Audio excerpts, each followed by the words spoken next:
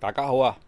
耐唔耐都會有人要求我就介紹一下呢個雪櫃仔到底係好唔好用啊咁樣啊。咁呢個雪櫃仔呢，我就喺冇兩年一年半之前呢，就喺亞馬遜嗰度買嘅。當時呢，就係連埋運費係330蚊。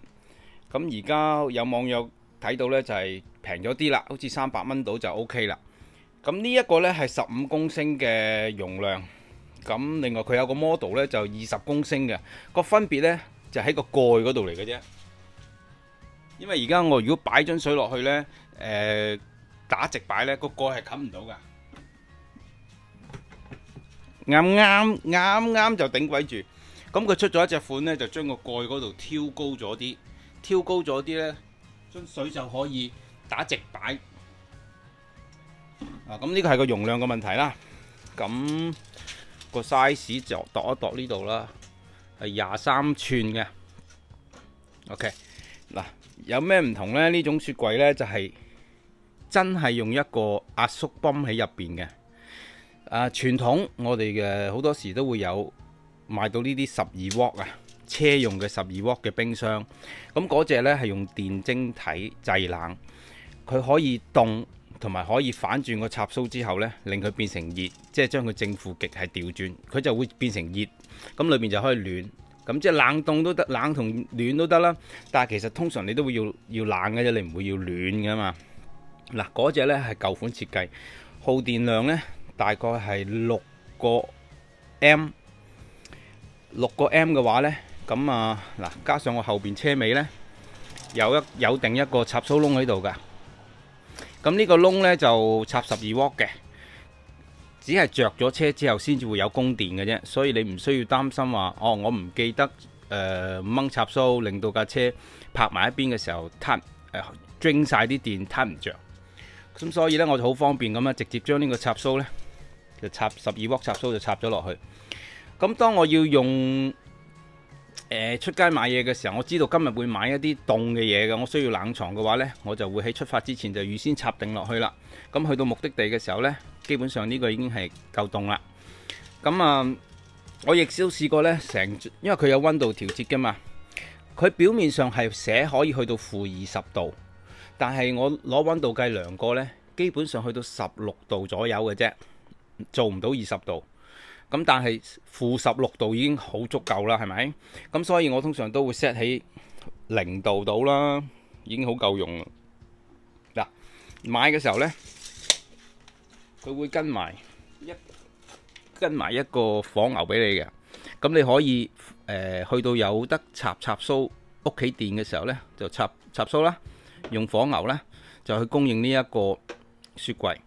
呢種雪櫃呢，大概係行緊2.5 M 嘅電力啦，直至到佢個泵行到夠凍嘅時候，佢就會停。咁之後就基本上冇用電噶啦。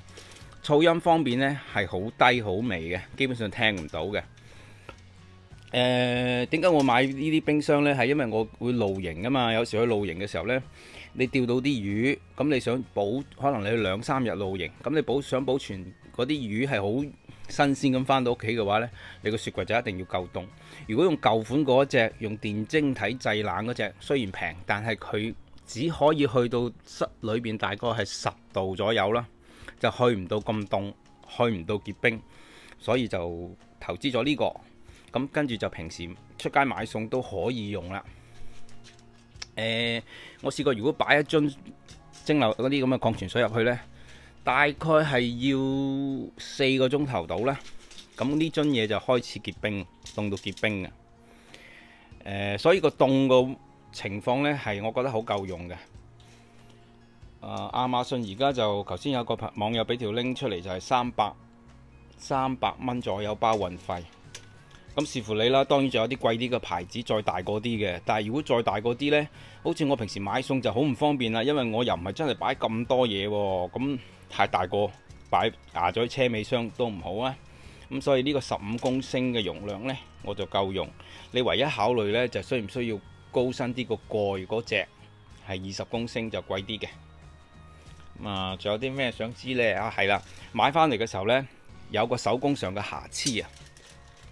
呢塊面板呢甩咗出嚟，咁我翻到嚟玩多兩玩呢，甩咗出嚟呢，我就攞啲膠水再黐翻佢，咁冇問題嘅。咁另外呢度仲有個 USB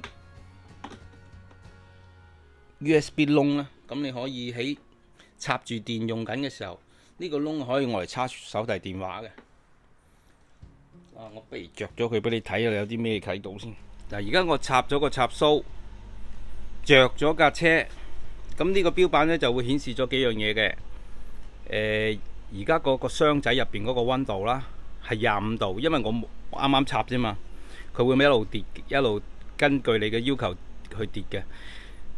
有個電池燈，電池顯示，即係如果你就咁用一個汽車電池去供應嘅話呢，佢會顯示緊個電池有幾多瓦數嘅。咁而家13.0呢，唔係好準確嘅呢個標，你可以不理嘅。基本上你最主要就睇溫度嘅啫。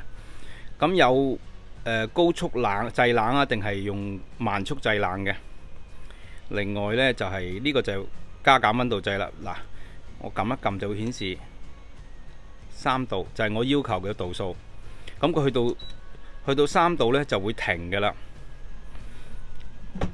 咁如果我冚埋個蓋，冇理佢一排，佢就應該會慢慢由頭先25度跌到去我要求嘅3度。咁我可以一路減啦。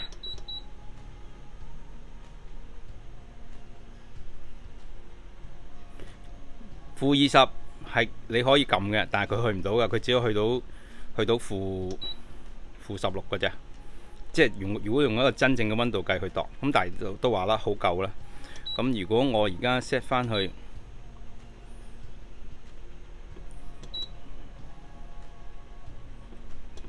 正3度，咁佢喺一陣間呢，而家25啦，行到去一路降溫，降到去23嘅時候，降到去3度嘅時候，佢就會停㗎啦。咁基本上係聽唔到噪音嘅。而家用咗2個 season，so far so good。整體重量呢，我估大概係18磅左右啦，即係空嘅情況之下係18磅左右啦。有一隻呢就高檔啲嘅，佢可以連上藍牙啦，就俾你個手機睇到當時呢個冰箱嘅溫度。咁大致上係咁啦。用嘅時候呢，就呢啲出風口呢，唔好貼得太埋其他物件遮住個出風口呢。咁個冷氣嗰個泵啊散唔到熱啦。唯一呢樣嘢要留意嘅啫。